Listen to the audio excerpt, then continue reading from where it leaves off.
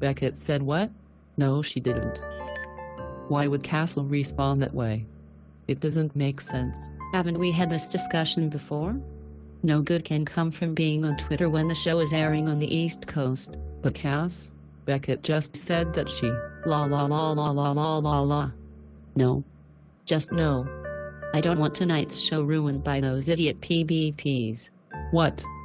PBPs? Play-by-players? You know, those people who only tweet word for word the best parts of the show, but don't add any individualized thought or analysis to the overall discussion. I know, right? Like their 140 character quotes can possibly be better than the very things we can see and hear ourselves. Exactly. Those people are why the unfollow button was invented. But if you know all this, then why are you on Twitter now? Some of the actors and production folks are live tweeting the East Coast airing. It's always the early showing. Always. Yeah, that's pretty strange considering that the show is made out here. It's not like it's asking a bunch of New Yorkers to stay up till 1 a.m. for it. A little West Coast love would be nice once in a while. Just saying. Well, let the East Coasters have their live tweets. We can always read them later with a good Merlot on the beach in January.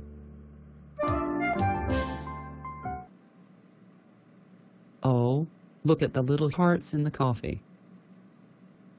I see them. Ah, she wants to need him. I heard that. Oh no, not the phone. It's always the stupid phone, so much angst. How are you able to sit there like a robot through that? Oh, I don't know. Maybe it's because my mind still can't process the fact that the very capable, intelligent, independent, well-established badass Beckett suddenly cannot make herself a damn cup of coffee. That happened at the very beginning of the show? I thought you moved past it. Hell no. I'm full-blown Jack Dawson on that. Never. Letting go. Except he did. And died a frozen death. Alone. At least Beckett says that they're not getting a divorce. That's good news for Caskett, right? I couldn't stop laughing about it though. I know it's a huge faux pas to break the fourth wall in a show like that. But that line just felt like it was as much for the audience's benefit as it was for Martha's benefit and story. Yeah. Maybe the writers knew that the Caskett faithful would be having a meltdown by that time. Of course, we can't forget that it is Beckett who said no divorce. She lies. A lot. And there's the dark cloud. What say you, resident Beckett lover? You've been rather quiet tonight. You mean bitter Beckett lover tonight? She's grouchy because Beckett can't make coffee. What? It's a legitimate complaint. I don't get what the big deal is. I mean, I experience that all the time with my grandma's chicken noodle soup. I follow her instructions exactly, but it never tastes as good as it does when she makes it. So, it's not so strange that Beckett can't make coffee the way Castle does. I have no beef with that. My problem is that it wasn't that she couldn't make it the way he does. She couldn't make it. At all. It was undrinkable. I mean, really? She was working that machine like a pro and hell hath no fury.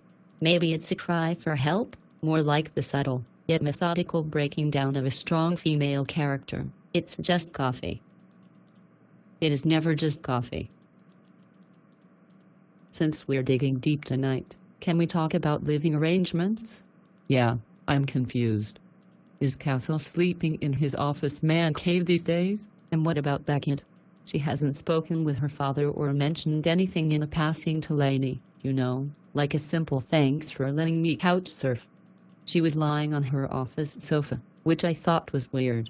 What if she was lying there because she's tired? And she's tired because she's pregnant, but doesn't know it yet? Well, little Castle babies would make this Caskett shipper very, very happy. Me too.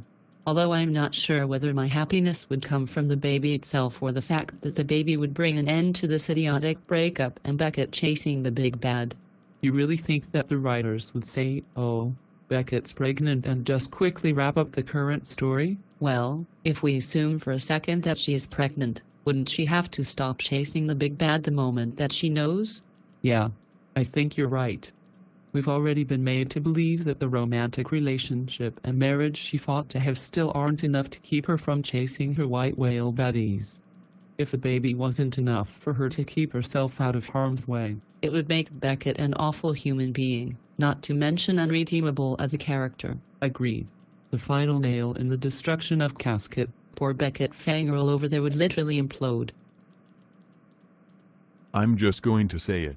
This new relationship between Castle and Alexis is messed up. Last week it was BDSM talk. This week he was starting to tell her about some of the physical aspects of his relationship with Beckett. I just cannot with that. And then there was the teleconference. There was no need for Alexis to be there for that. What? Castle couldn't tell Beckett and the boys about his research himself? But hey, instead of attempting to explain Midnight Run to Alexis, maybe Castle should have been explaining the meaning of Jump the Shark. What? I can't be the only one thinking it. And don't even get me started on the random Mexican party that Castle threw. Stop the madness. The show is going up in flames. Kevin, calm down. You just got out of the hospital because last week's episode sent your blood pressure through the roof. For your own health, please take some deep breaths and find that happy place again.